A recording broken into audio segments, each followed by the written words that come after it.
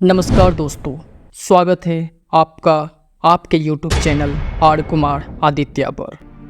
आज हम एक बहुत ही रोमांचक और रहस्यमय विषय पर चर्चा करने जा रहे हैं। ब्रह्मांड का रहस्य क्या है? अगर आप भी इन सवालों के जवाब चाहते हैं तो इस वीडियो को अंत तक ज़रूर देखें। आइए शुरू करते हैं।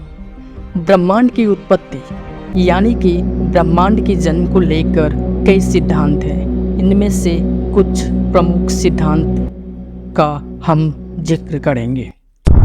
एक सिद्धांत के अनुसार ब्रह्मांड हमेशा से एक जैसा है और हमेशा ही ऐसा ही रहेगा।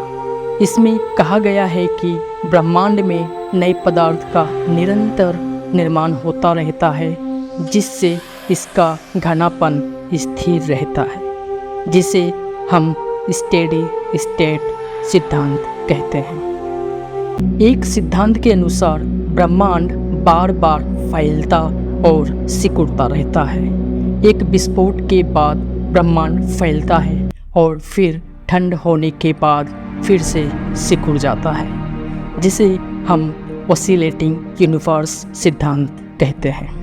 मल्टीवर्स थ्योरी के अनुसार हमारा ब्रह्मांड कई अन्य ब्रह्मांडों में से एक है। इन ब्रह्मांडों के अलग अलग भौतिकी के नियम हो सकते हैं, लेकिन इनमें से सबसे प्रचलित और खगोल वैज्ञानिक द्वारा समर्थित सिद्धांत है बिग बैंग सिद्धांत।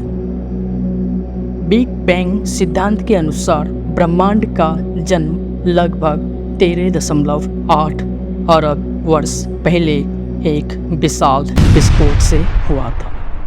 इस विस्फोट के बाद ब्रह्मांड अत्यधिक घना और गर्म हो गया और ये तेजी से फैलने लगा। फिर धीरे धीरे इसके तापमान में कमी आई। धीरे धीरे ये गैस मिलकर तारे और आकाशगंगाएं, जिसे हम गैलेक्सी कहते हैं, वो बनाने लगे। अब बात करते हैं हिग्स बोसन की। इसको गॉड पार्टिकल भी कहा जाता है। सन 2012 में CERN के लार्ज हैड्रॉन कोलाइडर में इसकी खोज हुई थी। हिग्स बोसन के कारण ही पार्टिकल्स को मास यानी कि द्रव्यमान मिलता है। इसके बिना ब्रह्मांड के कणों को द्रव्यमान नहीं होता और पदार्थ का अस्तित्व भी संभव नहीं होता। अगर आप हिग्स बोसन के ऊपर डिटेल्स में वीडियो चाहते हैं तो कमेंट में बताएं। अब आते हैं आकाशगंगाएं और तारों पर। बिग बैंग सिद्धांत के अनुसार आज से 13.8 अरब साल पहले एक विस्फोट हुआ, जिसके कारण गैस फैल गया और फिर गैस धीरे धीरे ठंडा होकर गुच्छा बना लिया।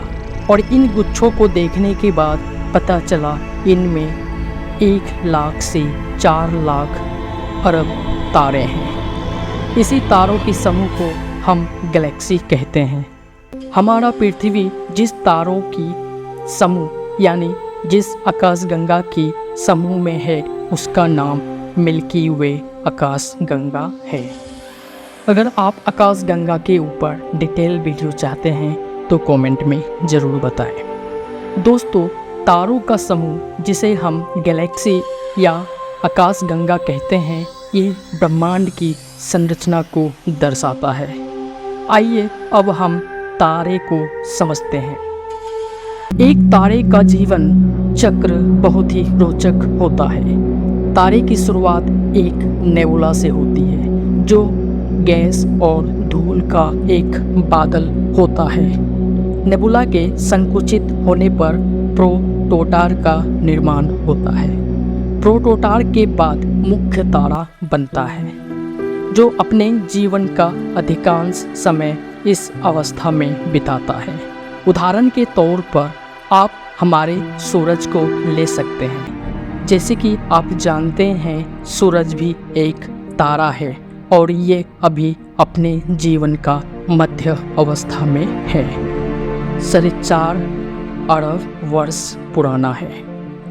तारा अपने जीवन का आधा समय बिताने के बाद फैलकर रेड जायंट बन जाता है। फिर तारे का आंतरिक भाग सिकुड़ता है और वो व्हाइट ड्वार्फ बन जाता है।